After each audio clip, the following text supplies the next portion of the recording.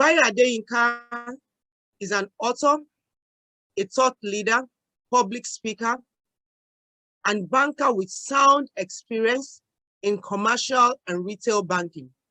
Bayo has acquired more than 20 years of work experience across several cities and organizations.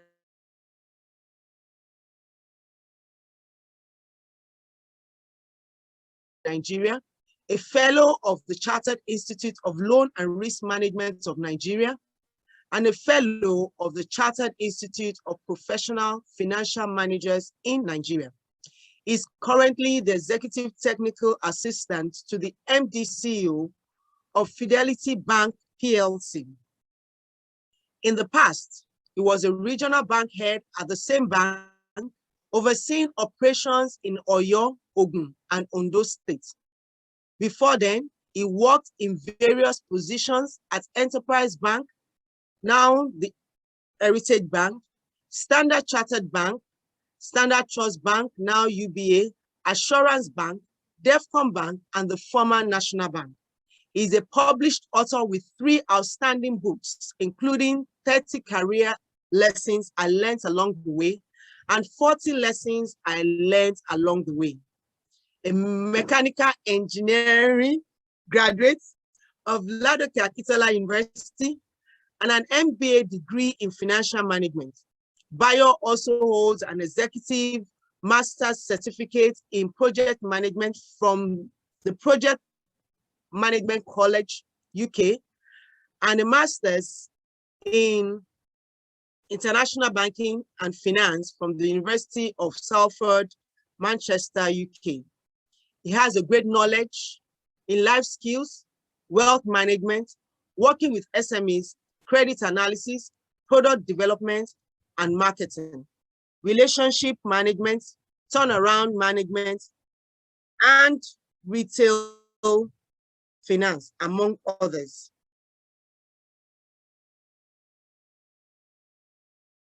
Bayo Adeyinka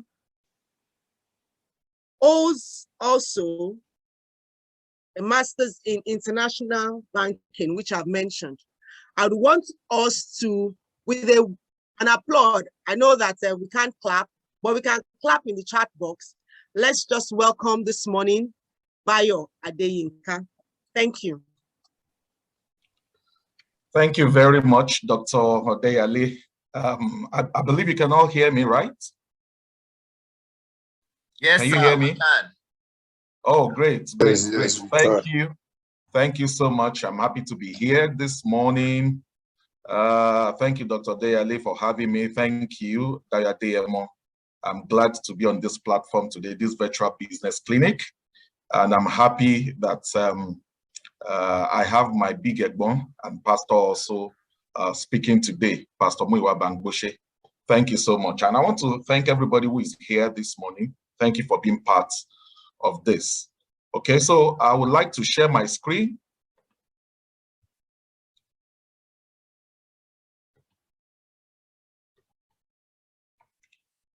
Okay, I'd like to share my screen. Can you see my screen now? Yes, sir. Okay. So I'm going to be speaking on goal setting. And I'm going to make this very practical, sharing some of my personal experience and hoping that somebody here today will be able to take 1 or 2 things away from our discussions this morning. Okay, let me start with this. Since this virtual business clinic is essentially faith-based, I want to start with a scripture, if you permit me, and it's something that speaks to what we want to discuss this morning, something that speaks to goal setting, to strategic planning, and I just want to read it as we go into our object of discourse this morning. It's from Luke chapter 14, from 28 to 32. And I'm going to be reading from the Passion Translation. The Passion Translation says, "For who would construct a house before sitting down to estimate the cost to complete it? Otherwise, he may lay the foundation and not be able to finish it. And then the neighbors will ridicule him, saying, look at him. He started to build, but couldn't complete it. Have you ever heard of a commander who goes out to war without first sitting down with strategic planning? Look at that word, with strategic planning to determine the strength of his army to win the war against a stronger opponent. If he knows he doesn't stand the chance of winning the war, the wise commander will send out delegates to ask of peace. I decided to bring this scripture first to show the importance of goal setting, which is a critical subset of planning, and how you cannot go through life successfully if you don't understand the principles and the importance of setting goals. Now, let me start with sharing my story. Let me start by sharing my story. And I've shared this on Twitter before, but I think I should also share it now. Now, towards the end of 2009, that was how many years ago now? About 12 years ago. I sat with my wife to plan specifically for 2010. And it has actually been our routine for so many years. Towards the end of 1 year, we will sit together as a family, as a husband and a wife, to set our goals. We both have individual goals, but we have family goals, we have career goals, we have business goals, which I am going to show you subsequently. Okay, so we sat towards the end of 2009, and the major objective was for us to be able to plan for the year 2010. For the year 2010. Now, this next slide that I'm showing you now, they are actually, this is my writing. This is actually my transcript of my goals in 2010. Okay, I still have the whole notebook. It's a pink notebook, very big. Okay, but I decided to share this to make it look so practical for people to be able to understand essentially that what we're talking about is very practical. It's not something that is in the realm of theory, and everybody can do it. So we sat down to set goals, and this particular goal we were setting was for my wife's preschool. She was about to start a preschool then, and then we decided to sit down and set goals concerning it. So you will see on this bromide that I put on this slide, business goals and plan. And then you will see the very first one, start a preschool, and we put a date by January 2010. You can see, and then we wrote plan. I'm sure all of you can see some of those bromides. I'm willing to share these slides with everybody at the end of this session. And you can see the plan. What are the suggested names for the preschool? You can see Goldcrest, Olive Shoots, Caris International School, Eco International School, Hugs and Kisses Preschool. And you can see that when you are setting goals, you come up with a lot of ideas. Okay, you have a brainstorming session. I'm going to still take us through the principles. Okay, and you can see, what do we need? Registration, conduct name search, commence registration, deadline. Okay, where's the location? You can see the different locations we're looking at. Is it Yaba? Is it Surulere, Bagada, Ogudu, Lagos Mainland, and Akoka? Those were the 5 or 6 locations that we wanted. We wanted one out of those locations. Okay, type of school. What type of school are we looking at? Okay, we're looking at a preschool essentially. And what will it consist of? A crèche, a pre-nursery, a nursery, a kindergarten, and finally grade 1. Very, very specific. Very, very specific. And then what kind of property do we need? And you can see we wrote a bungalow, stand alone, with space preferred. Otherwise, a 3-bedroom flat that will be partitioned for use. Very specific. And this is my writing. This was in 2009. All right. And then you can see amounts. What amount are we willing to spend on rent? Between 450,000 to 600,000. Then you can see every other thing. Advertisements, the school website, how much are we going? This is the financial plan. We went into the publicity. What are we going to do about publicity? We went into the fees. How much fees are we going to charge? All right, we went to the opening hours. You can see opening hours 6:30 a.m. to 5 p.m. Mondays to Friday. After 5 p.m., the fee is 2,000 naira per hour. The mode of teaching, okay, PYP, that's primary years program combined with Montessori. Very specific, very specific. And then we looked at amounts needed for the take of the budget. All right, the property, how much it will cost for 2 years, the painting, the partitioning, the adverts, and then the total. And then the funding. Okay, how do I get the funds? Very, very specific. I decided to share this bromide so that people can understand that goal setting is something that you do with a lot of introspection, with a lot of thinking. All right, you can see the next slide. What niche are we looking at? Okay, the school will be a place for building life skills, not just for academic learning. You know, a lot of brainstorming went into this final document. The school will provide additional comfort of safety. The school is being run by an experienced and certified PYP teacher. It will be a place where education is fun, you know, and then we wrote the vision. What will be the vision? Okay, it's part of the goals. What will be the mission statement? It's part of the goals. The salary, what salary are we going to pay to those who are going to be working in the very, very specific? What incentive payouts? Okay, oh, if a staff introduces a pupil, how much will he get? Late pupil, pickup of pupil, how much is it? So much thinking went into this goal setting. All right, so I just shared this as an introduction for everyone to understand that goal setting is actually a lot of work. Goal setting is not just what you do thinking in your head without putting something down on paper. This was something I wrote in 2009 together with my wife. All right. Now, let me share a few tips about goal setting. All right. The first thing I want to share is for goal setting to be effective, you must have a thinking session. You must have a thinking session.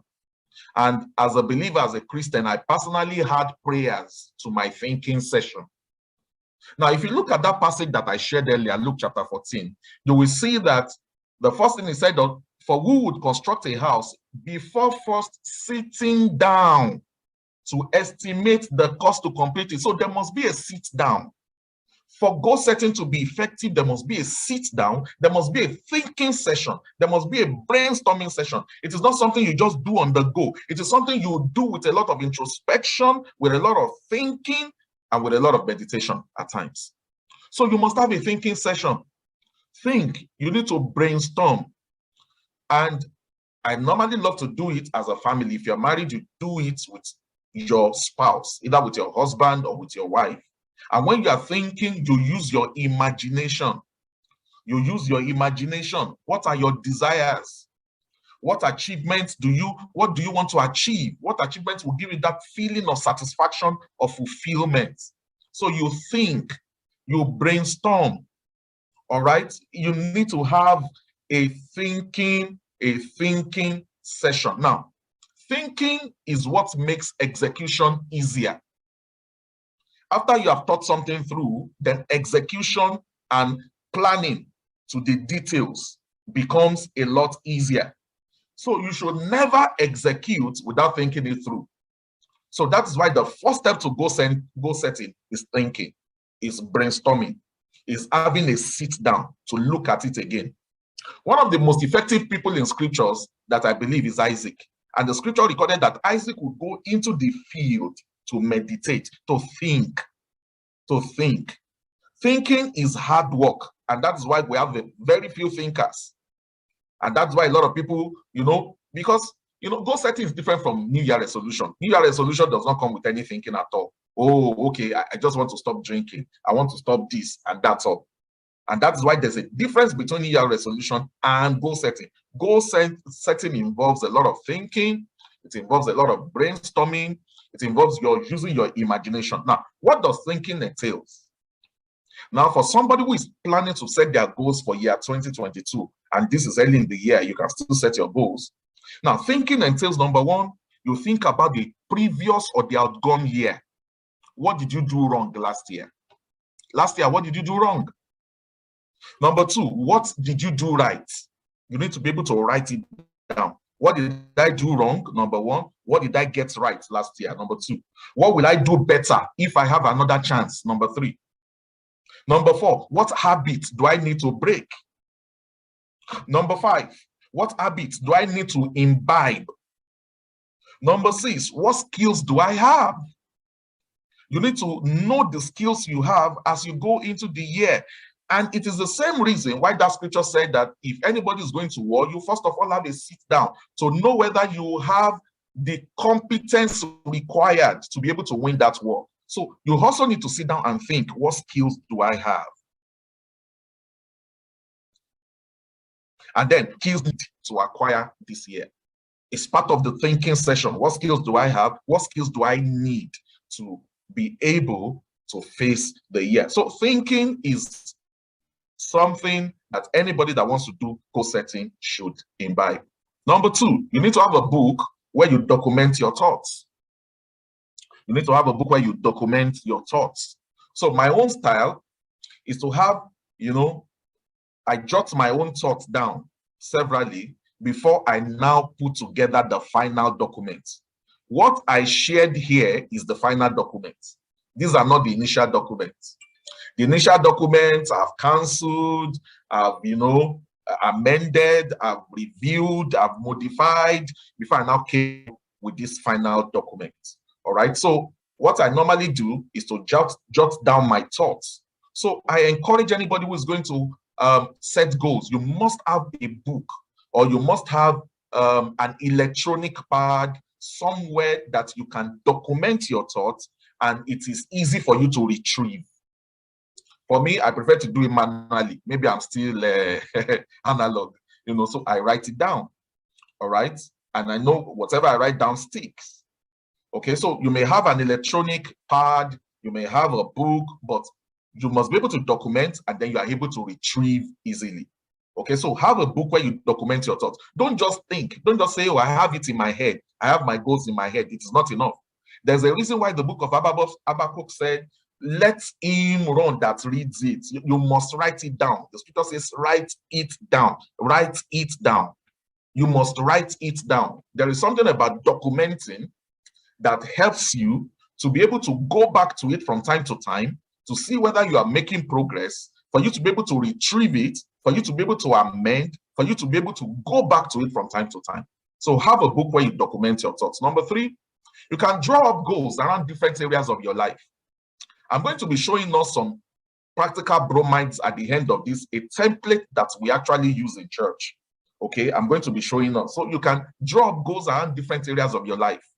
Now, some people believe in drawing up just one single goal. Yeah, that is fine. I also believe in having a dominant goal. You may have 20 goals, you may have 15 goals, but there must be a dominant goal, one goal that is dominant every year.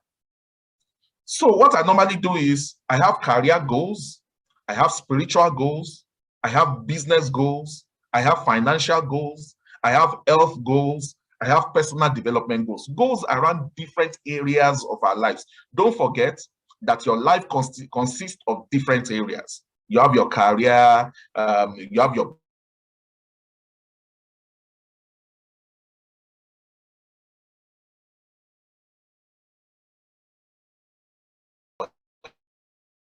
goals are balderdash without health, without your good health. All right. You have personal development goals. So my own style is to have goals in all these different areas. But irrespective of all the goals you have in different areas, you must have a dominant goal. I encourage everybody to look for one dominant goal, one major goal, one critical goal that others will revolve around. That others will revolve around. So it's important for you to have a critical goal, a major goal, a dominant goal. Even though you have several goals in different areas, like I have mentioned. Now, if you look at that Luke chapter 14 that we read, you will see that that person was building a watchtower. A watchtower is huge. That's a huge goal. That's a very ambitious project. So it's always good for you to have an ambitious project, a big goal, a dominant goal, even if you have other smaller goals.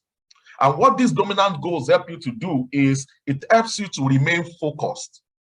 Okay, it helps you to remain focused because a lot of your major efforts will be towards achieving that dominant goal. Now, in our church this year, our major goal in our Lagos church is for us to, for everybody who is working, to have at least one plot of land. That's our dominant goal. So people can have different goals in other areas, but one dominant goal that all of us have is, as long as you are working, you must have at least a plot of land anywhere in Nigeria before the end of this year. Is a dominant goal. And we also have a dominant goal for our spiritual life, and that is everybody should read through the Bible this year. So two dominant goals for us. One, you can call it be a financial, and the other you can call it spiritual. So everybody must have a plot of land anywhere in Nigeria as long as you are working, and then all of us have to read through the Bible this year. So two dominant goals for us. So you can also look at your life and say, even though I have goals in this area, which goal is going to be my dominant goal for 2022? Now, you have to be specific with your goals.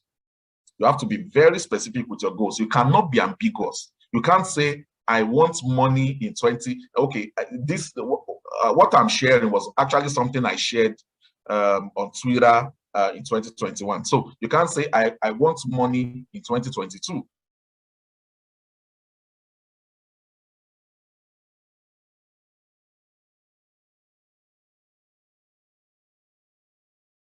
Save 1 million naira in 2022. That's a goal. That's better.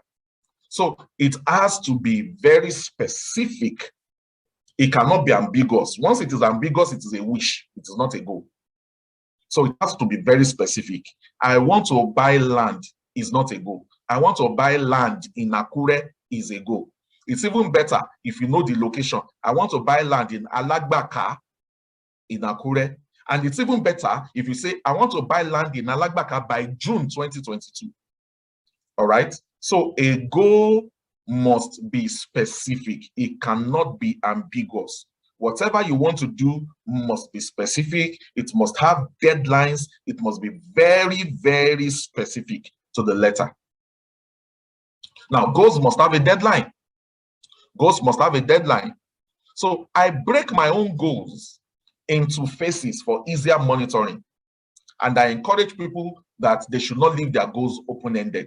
So I have goals, some monthly, some on a quarterly basis, some on a half-yearly basis, but the goals must have a deadline. So don't just say that I want to save 1 million. That is good, but I want to save 1 million before so. Okay, there must be a deadline. A goal must have, and it is better for you to break your goal into different phases. Okay, if I buy my land by March, then by June, I am going to start to fence it. I expect that I will complete it by December. Goals must have a deadline. And it is good when you break it down into different phases. Now, having a goal is just the beginning. Okay? When you have engaged in your brainstorming session, you have written down, the next thing for you to do is to begin to break those goals down into different plans. The plan is actually what makes the goal achievable.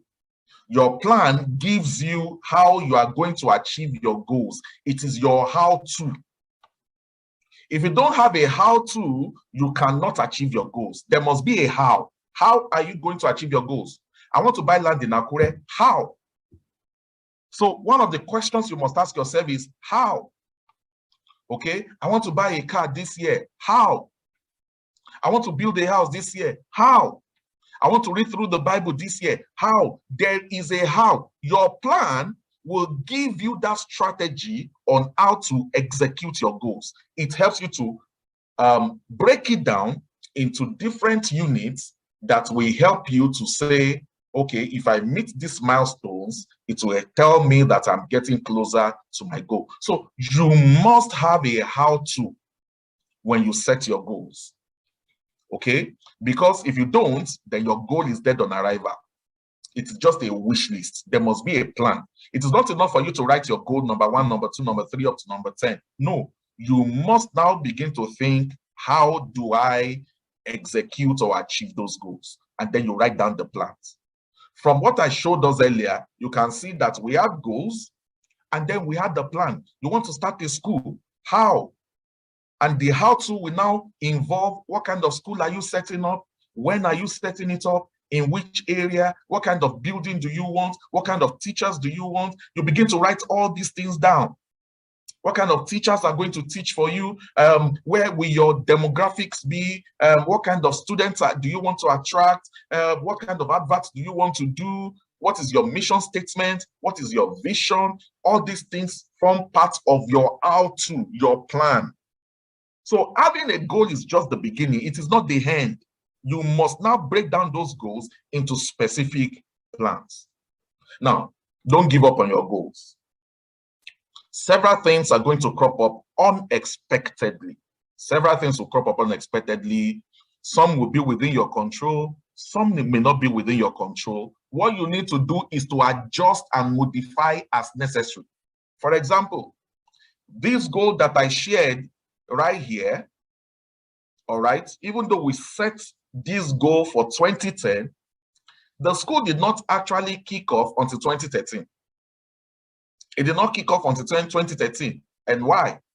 Because around 2010, 2010, you know, we have been waiting for a child for 8 years at that time. And then 2010, my wife became pregnant.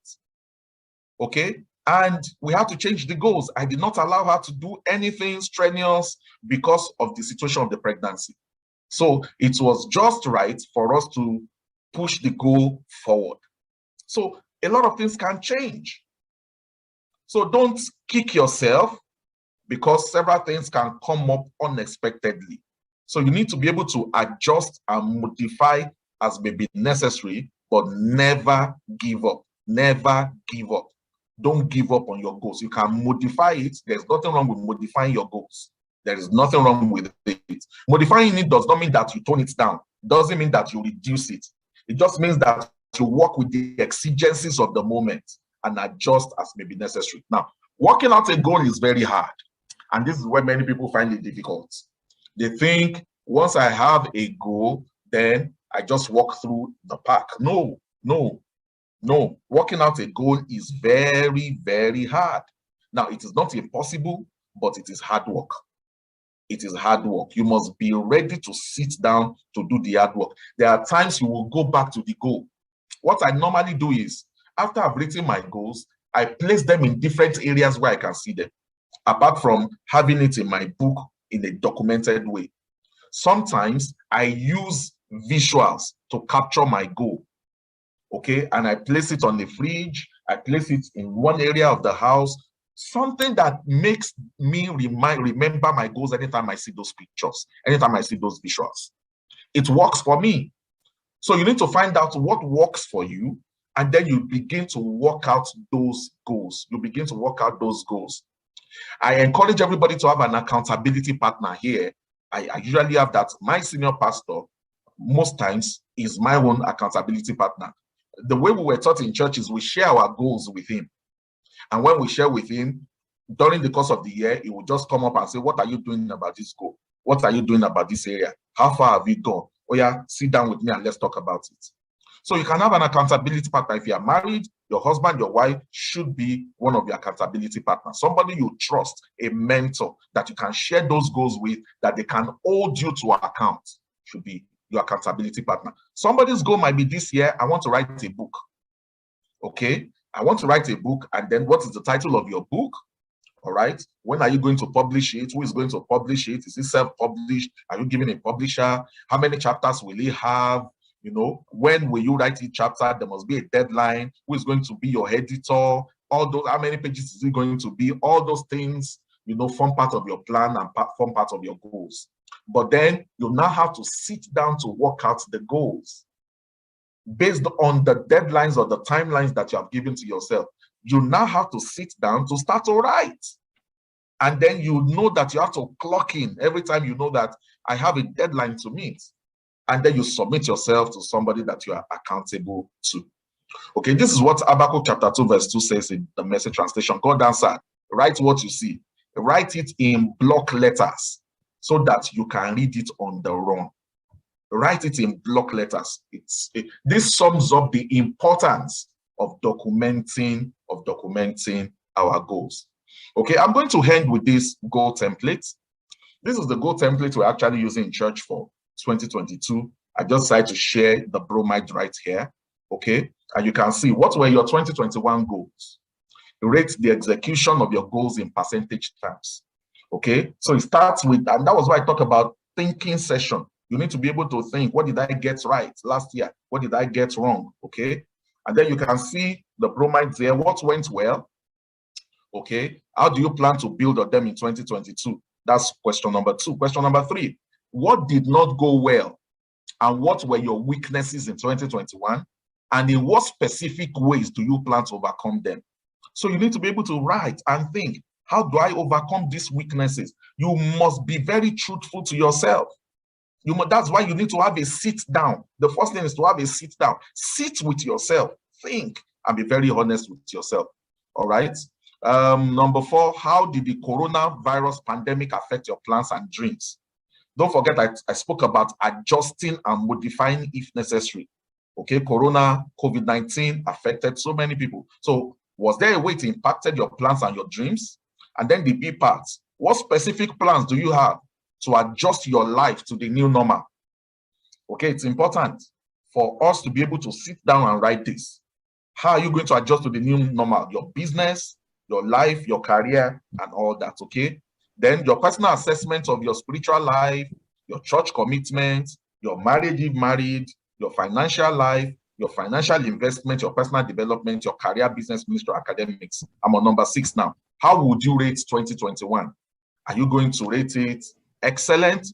Are you going to rate it very good? We're still talking about review of 2021. Then you come to 2022, the preview. Okay? For people who are spiritual, you have your spiritual goals. So spiritual or church, how long do you want to pray daily in 2022? All right. And then other spiritual goals like that. And then your family goals also come under your family goals.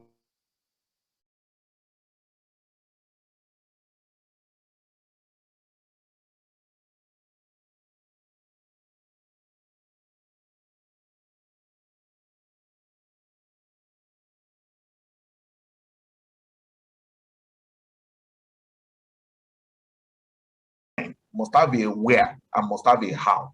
That is how you develop your comprehensive goals. And then you come to your health. What's your healthy diet plan? A lot of us need to work on our diets. What needs to work on our health? What is your exercise plan? Do you want to walk 30 minutes a day? Do you want to go to the gym twice a week? And then you come to your financial goals. How much money do you want to make or earn in 2022?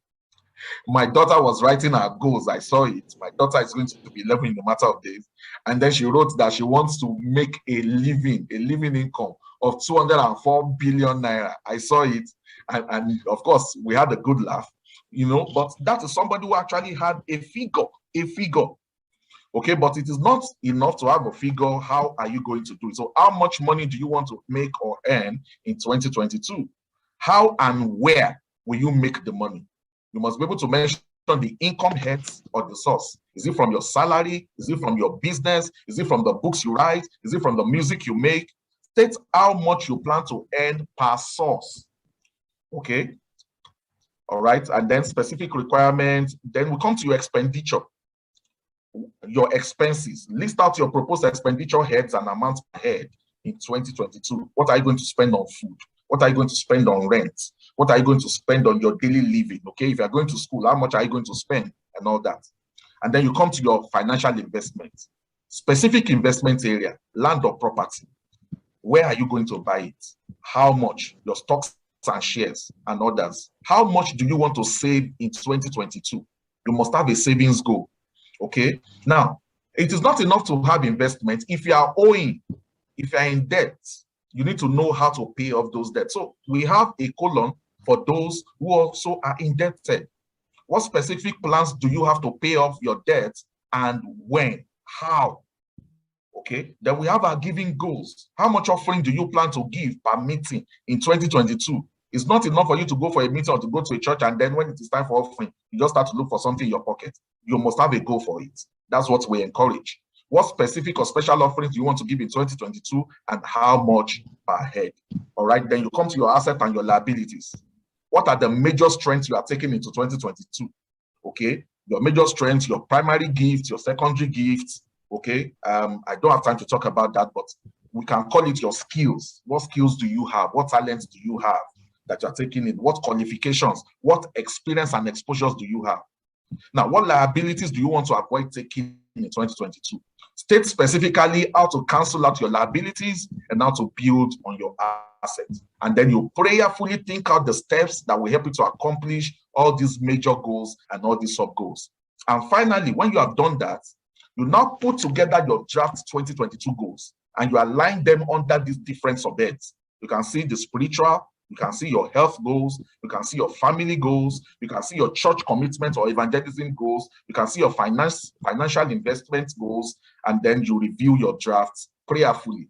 You know, what I encourage people to do is after you have come up with your goals, you also submit it to God in prayers. You also submit it to God in prayers. And then you have an accountability partner, somebody that you can discuss with, somebody that can hold you accountable and can ask you how far you have gone with your goals. Thank you so much for the time. I think my time is up. All right. I thank you for this opportunity. Like I said, these slides, I will make them available for anybody who wants to have access to it. If you need this template, I can also forward it to you. It's a template we use in church. Okay, but I can forward it to you. You can adapt it and adopt it for your use. So thank you very much. Thank you.